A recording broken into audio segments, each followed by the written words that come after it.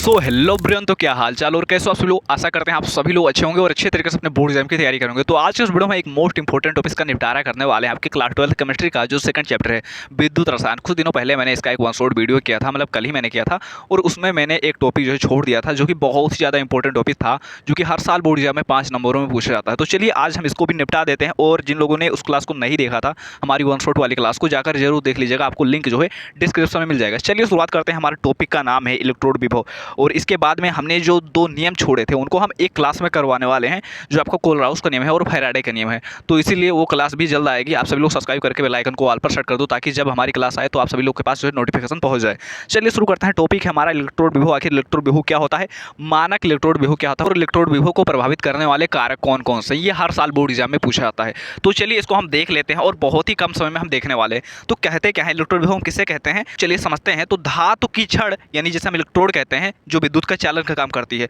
ना, जिससे हम किसी विद्युत अपघट में डुबा देते हैं तो विद्युत का चालन का काम करती है। वो धातु की जो छड़ होती है, उस धातु की छड़ पर उत्पन्न विभव और उस विलयन के विभव, जो उस धातु के विद्युत अपघट होता है, इसमें जो भरा होता है, उस विलयन का जो विभव होता है, और जो इस छड़ का विभव होता है, उसके अंतर को उस इलेक्ट्रोड पर होने वाली अभिक्रिया का इलेक्ट्रोड विभव कहते हैं। ठीक है, थोड़ा सा आपको कठिन लग रहा होगा, तो ठीक है चलिए कोई बात नहीं, मैं आप सभी के लिए एक छोटा सा कॉन्सेप्ट बताता हूँ और आप सभी के लिए एक आसान सी परिभाषा में बता देता हूँ, जिससे आप सभी को एग्जाम में लिखने के लिए आसानी हो जाए। तो हम करेंगे क्या, हम एक पात्र लेंगे, ठीक, हम एक क्या लेंगे, एक पात्र लेंगे, और उस पात्र में हम क्या करेंगे, एक हम डालेंगे इलेक्ट्रोड। क्या डालेंगे, एक इलेक्ट्रोड। आप जिंक की ले सकते हो, आप कॉपर की भी ले सकते हो। हमने क्या किया, इसमें एक इलेक्ट्रोड डाल दिया।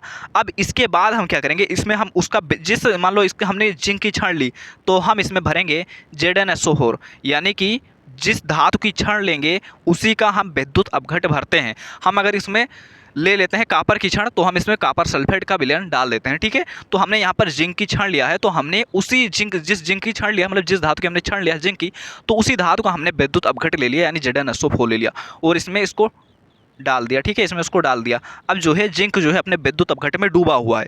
तो जब हम जिंक को, यानी किसी धातु की छड़ को, उसके ही विद्युत अपघट में डुबाते हैं, तो उस धातु की छड़, ध्यान सुनना, तो उस धातु की छड़, ये वाली धातु की छड़, और उस जो विद्युत अपघट का विलयन होता है, उसके बीच एक विभव उत्पन्न हो जाता है, और उस विभव को क्या कहते हैं, इलेक्ट्रोड विभव कहते हैं। क्या कहते हैं, इलेक्ट्रोड विभव कहते हैं। ठीक है, ध्यान से समझिएगा। जब हम किसी धातु की छड़ को उसी के विद्युत अपघट के विलयन में डुबा देते हैं, तो क्या होता है, उस धातु की छड़ और उस विद्युत अपघट के विलयन के बीच एक विभव उत्पन्न हो जाता है, और वही विभव हमारा क्या कहलाता है, इलेक्ट्रोड विभव। आई होप अब तो क्लियर होगा। तो आप परिभाषा में ये भी लिख सकते हैं कि जब किसी धातु की छड़ को उसके ही विद्युत अपघट के विलयन में डुबाया जाता है, तो उस धातु की छड़ तथा विद्युत अपघट के विलयन के बीच में एक विभव उत्पन्न हो जाता है, जिसे इलेक्ट्रोड विभव कहते हैं। ठीक है, आगे बढ़ते हैं। आगे हम देखते हैं इलेक्ट्रोड विभव को प्रभावित करने वाले कारक कौन से हैं, यानी इलेक्ट्रोड विभव किन कारकों पर निर्भर करता है। ठीक है, चलिए समझ लेते हैं। यहाँ पर 2-3 कारक यहाँ पर हमने लिख रखा है। ठीक है, तो सबसे पहला जो कारक है आपका, वो है चालक की प्रकृति।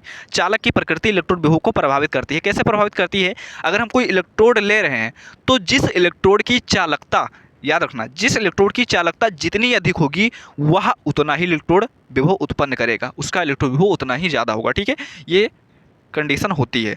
ठीक है, चालक की प्रकृति पर निर्भर करता है इलेक्ट्रोड विभव। अगर चालक की प्रकृति अधिक है, चालक की चालकता अधिक है, तो उस इलेक्ट्रोड का इलेक्ट्रोड विभव भी अधिक होगा। ठीक है, और दूसरा पॉइंट है जिस पर हमारा इलेक्ट्रोड विभव निर्भर करता है, वो है सांद्रता।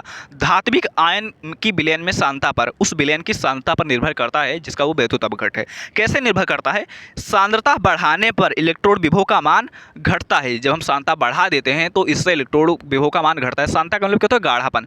जब हम किसी विलयन में, मतलब वो थोड़ा सा पतला विलयन है, अगर हम उसकी सांद्रता बढ़ा दें, मतलब उसको थोड़ा सा गाढ़ा कर दें, तो इससे क्या होगा, इलेक्ट्रोड विभव का मान कम हो जाएगा। क्यों कम हो जाएगा, क्योंकि जब हम सांद्रता बढ़ाते हैं तो आयनन घट जाता है, और जिससे चालकता कम हो जाती है, और चालकता कम हो जाती है तो विभव भी कम हो जाता है, इलेक्ट्रोड विभव कम हो जाता है। और तीसरा पॉइंट है जिस पर हमारा इलेक्ट्रोड विभव निर्भर करता है, वो है तापक्रम, यानी तापमान। ठीक है, तापमान पर भी हमारा इलेक्ट्रोड विभव निर्भर करता है।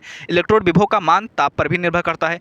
जो ताप बढ़ाने पर आयनन बढ़ जाने पर बढ़ता है, जब हम ताप बढ़ाते हैं तो आयनन क्या होता है, बढ़ जाता है, जिससे हमारा इलेक्ट्रोड विभव भी बढ़ जाता है। यहाँ पर आयनन घट रहा था तो इलेक्ट्रोड विभव भी घट रहा था, यहाँ पर आयनन बढ़ रहा है तो इलेक्ट्रोड विभव भी बढ़ रहा है। ठीक है, चलिए, तो ये था आपका इलेक्ट्रोड विभव को प्रभावित करने वाले कारक।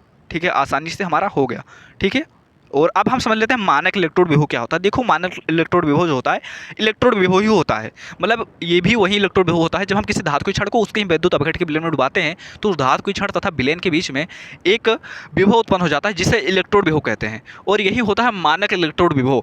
पर ये तब होता है जब इसमें कुछ कंडीशंस आ जाती हैं। कंडीशन क्या आ जाती है कि कब हम विद्युत अपघट को उसके विलयन में डुबाते हैं, जब उसका तापमान जो हो वो क्या हो, वो हो 25 डिग्री सेल्सियस, और जो दाब हो वो हो 1 बार, वो क्या हो 1 बार हो, और जो विलयन हो, अगर वो विलयन 1 मोलर विलयन है, अगर वो विलयन 1 मोलर विलयन है, तब उस समय जो हमारा इलेक्ट्रोड विभव होगा वो मानक इलेक्ट्रोड विभव कहलाएगा। तो यहाँ पर हम लिख सकते हैं कि जब किसी धातु को उसी धातु के लवण के 1 मोलर सांद्रता की विलयन में और 25 डिग्री सेल्सियस पर डुबाया जाता है, तो इस अवस्था पर धातु और विलयन के मध्य उत्पन्न विभव के अंतर को क्या कहते हैं, उस धातु का मानक इलेक्ट्रोड विभव कहते हैं। ठीक है, इसमें वही होता है, बस इसमें कंडीशन होती है कि ताप 25 डिग्री सेल्सियस होता है और जो आपका विलयन होता है वो 1 मोलर विलयन होता है। ठीक है, तब उस समय जो आपका इलेक्ट्रोड विभव कहलाता है वो मानक इलेक्ट्रोड विभव कहलाता है।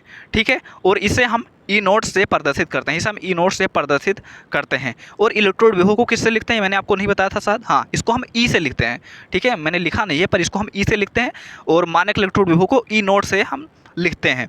ठीक है, तो ये होता है आपका इलेक्ट्रोड विभव को प्रभावित करने वाले कारक और मानक इलेक्ट्रोड विभव, जिसको आज की इस क्लास में हमने बहुत ही आसान तरीके से आपको बता दिया और बहुत ही कम समय में। आई होप आप सभी को सारे पॉइंट्स जो है क्लियर हो गए होंगे। अगर अच्छे समझ नहीं आता तो आप सभी लोगों के पास वीडियो होता है, आप सभी लोग उसको दोबारा भी देख सकते हैं। और हाँ, आप सभी लोग जाकर ये वाली वीडियो जरूर देखिएगा जिसमें हमने इसको वन शॉट में खत्म किया था। वन शॉट नहीं था, इसका जो है पार्ट 1 था। क्या था, पार्ट 1 था। पार्ट 1, इसमें भी 2 पार्ट है विद्युत रसायन में। एक में है आपका विद्युत रासायनिक सेल के बारे में पढ़ना, और दूसरे पार्ट में आपको विद्युत अपघटनीय सेल के बारे में पढ़ना। तो हमने विद्युत रासायनिक सेल का वन शॉट किया था जिसमें ये वाला टॉपिक रह गया था, इसको हमने करवा दिया। अब जो है एक क्लास आएगी जिसमें हम विद्युत अपघटनीय सेल, जिसमें फैराडे के नियम, कोलराउस का नियम, बैटरी या ईंधन सेल संचारण, ये खत्म कर देंगे। ठीक है, तो हमारा वो भी खत्म हो जाएगा। आई होप आप सभी लोग को अच्छे समझ में आ गया होगा। इसी तरह पढ़ते रहिए, लिखते रहिए और देखते रहिए अपना पसंदीदा चैनल ज्ञानोदय कोचिंग क्लास। धन्यवाद।